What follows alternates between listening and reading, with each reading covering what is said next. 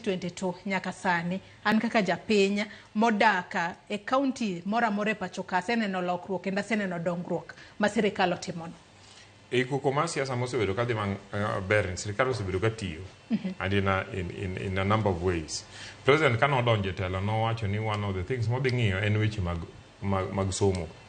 Nowacho ni crisis mane nitie CBC nyalo paro ka ne wadonjo jo Kenya ne kia ni to CBC ni wadhi go nang'o. Noloso task force mano stabilize wach mar CBC even though nitie infrastructural issues but they are improving. At the same time CBC bendo sebedo stabilize adiera kalure ni higani bene manano ka jopuonje mag JSS nowuok oko ka ging'anyo ka giwacho ni pod odagi ndek gi e yorno mongero repod gitiyo kaka interns na any industrial action will always continue to happen. And mane point mar ariyo ni wach mar one of the issues ne en wach mar ndiko jopuonje. And president nowacho ni progressively gibiro medo ndiko jopuonje. Mano wacho ni odhi ndiko jopuonje in total for the last 2 years osendiko 56,000. Pok notimore ga Kenya kan nyaka ni at one point ondik 30,000 and then ochako ondik 20,000. And then you watch any financial year masani or then another 20,000. Manyiso ni for 3 years wabro bedo ni wandeko 76,000 teachers. Poknote moraga chakre na inyuola e Kenya kai. And then watch mar funding mar higher education.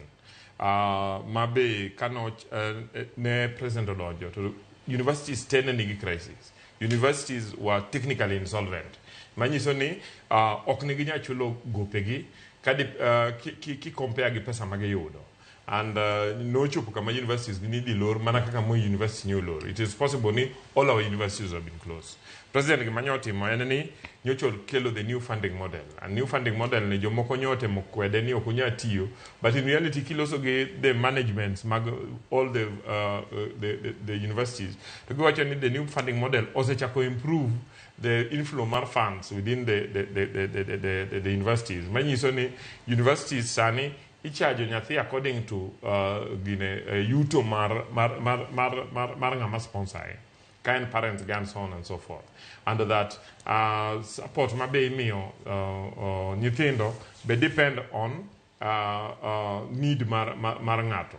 Ngeni nyicha nitie issues mar information mane ji ochiwo gi moko ne wacho no ket gi wrong band so no make chance mar appealing. I didn't know ka koko mane nitie koro room. At the same time, you know, can you industrial action on the issue mar lecturers. Under the government, you bet paying the lecturers, magi winjore, ma problems man on lecturers ago. Most be over the years. In fact, when you man yogi lecturers, okay, when you mar the geek man go beni medogi this period. Again, geek man go beni medogi way back in 2020, 2021. And the nyogi resolve mago, mawaziri mbadi nyose golo pesa. Onyoso wacho ni diketo pesa supplementary budget mondo chulgi what is requirement. Beyond that, President nodonjo ka ne wan gi situation mane chimo ne onge. Mogo ne retail at 230. Sani kipenjo all over the country mogo dok piny between 120 and 90. Niti kune mi use 90, niti kune mi use up to 120.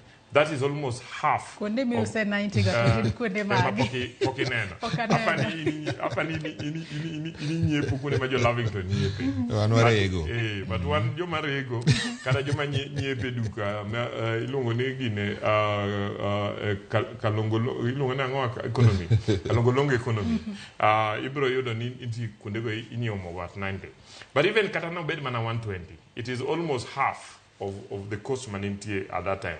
At the same time, taking your statistics, what you need, harvest, marichiemo, new increase by 38%. Ma Kenya sana can import sugar, Kenya can import mogo, Kenya can import wheat, and so on and so forth. So that manoniso, we are improving Wachma food production, and therefore, your pesamajo Kenya bro bedo ni spend on chiemo di bedo less. In the shilling, I'm sure CPA will comment on that. Nyose stabilized compared to the hard currencies, kaka the dollar. And my konyo waniki chama wanyeo gik moko kwa oko, to koro gin cheaper than we were spending chon. Watch mar fuel, ni neno kane wadonjo, kane chemane president odonjo. Ne wangi problem, mane wapango laini, gimtokni, filling stations. Ma president no kilo watch mar